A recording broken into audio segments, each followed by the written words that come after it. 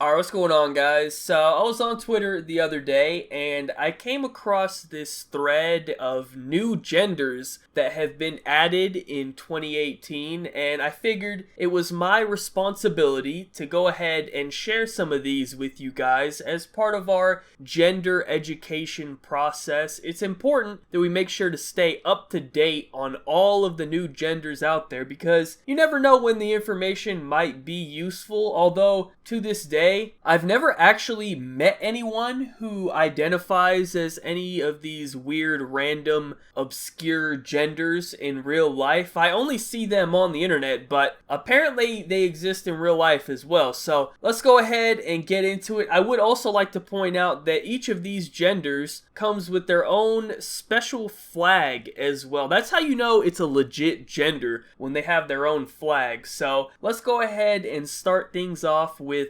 lithsexual. Someone who feels sexual attraction for others but does not desire the attraction to be felt back. Okay, that's pretty interesting. So I think what we have here is the Bill Cosby gender, the Harvey Weinstein gender. They had a strong attraction for these females without wanting the females to have the attraction for them. You know what I'm saying? Nothing weird about that, everyday stuff as we see here. Next, we got the omnisexual. A person is attracted to all genders, however, it is not gender blind and can have preferences. Oh, okay, this one's pretty easy. This is what we call a whore. Well, actually, this could apply to males as well, because basically they're saying you're down for whatever, you know what I'm saying? You see some dick? Go ahead and get you some of that dick. You see some ass? Go ahead and get you some of that ass. You see some ass that you thought was a girl's ass, but then she turns around and it turns out that she actually has a penis? You go ahead and get you some of that dick in that situation as well. It's cool, man. It's whatever. Basically, you're down for any situation. It's a pretty good lifestyle, actually. This way, you can never be surprised or disappointed. If she pulls out a surprise cock, you down for that too? So this might have to be the way to go. I don't know, I might have to consider this one. So anyways, moving on. Next, we have condigender. A gender that is only felt under specific circumstances. So I don't really get how this one works. I feel like it could work in a couple of ways, right? What exactly does it mean by circumstances? For example, if you walk into the men's restroom, now you identify as a guy because you are under the circumstances that would want you to identify as a guy or whatever, right? Or maybe you see some dick hanging out for some reason and suddenly you identify as a homosexual because now, you're seeing some dick, you slip, you fell on top of it. Next thing you know, the circumstances have made you gay. It's whatever, right? Those are the circumstances that you found yourself in, or on, I guess we could say. But you know what I'm saying? Like, where exactly are we going with this? What exactly do they mean? Because I think the definition is a little bit vague. Moving on, we have pocket gender. A gender that is not officially recognized by the LGBT plus community. Okay, 3 things. Number 1, I see that they put LGBT plus because there's actually like 12 letters on this thing now, and it's gotten so much to the point where they can't even remember their own fucking acronym. Number 2, what the fuck is the actual gender? Your definition does not even describe what the gender is. And number 3, they literally recognize like 782 genders, so just imagine how terrible your gender must be for even the LGBTQRSTUV LMNOP community to not even recognize it, right? Even they think you're a weirdo. Imagine someone walking around with a dick hanging, calling themselves a female, telling you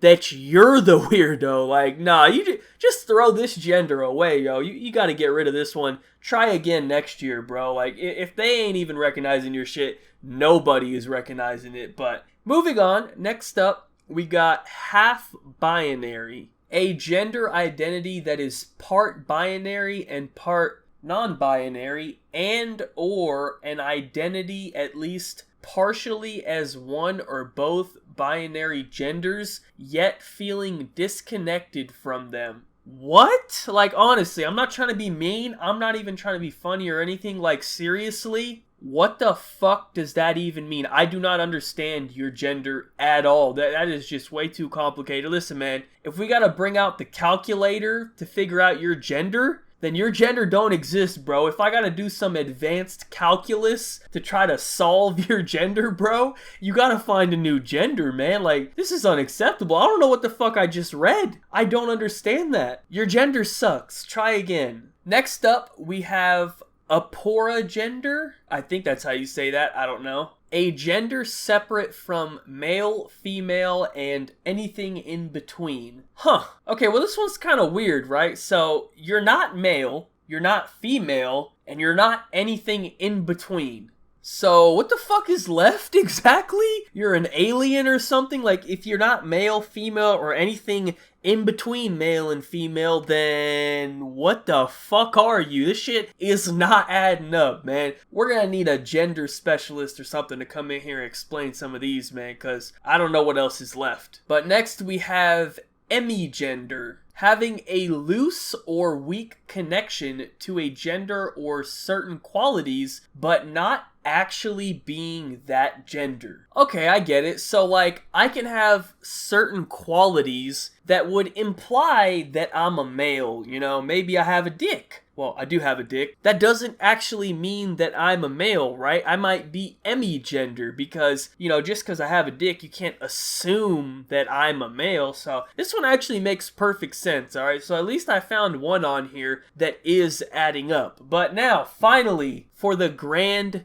finale, I had to save the best for last. This is a good one. This is a real brain buster, okay? Kinsexual. Sexual attraction to specific kin types, although can also be used as an overall sexual attraction to other kin. Now, originally, if you're like me, when I saw that definition, I was thinking this was like some incest shit or something, right? Because the word kin basically means like family. So I was like, okay, like this is like that shit you see on the Pornhub, right? Stepdad teaches naughty daughter a lesson or whatever the fuck, that type of shit, right? So I was like, this is pretty weird, right? But then I did a little bit more research into these terms, and honestly, the real meaning of this gender actually makes my original assumption almost seem normal. So let me just read you a little paragraph here. Other kin are people who identify spiritually or psychologically as non-human, specifically beings who do not currently exist on Earth. Various kin types include, but are not limited to, elves,